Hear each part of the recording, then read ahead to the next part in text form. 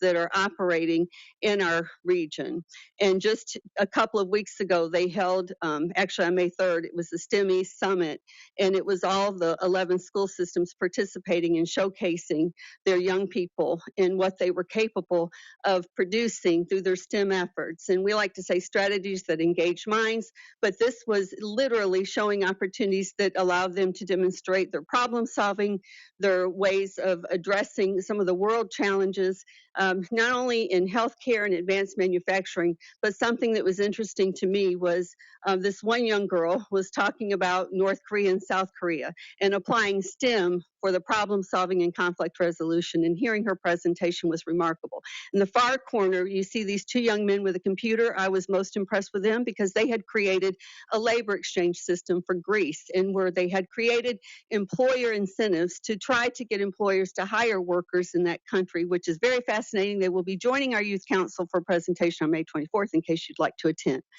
But anyway,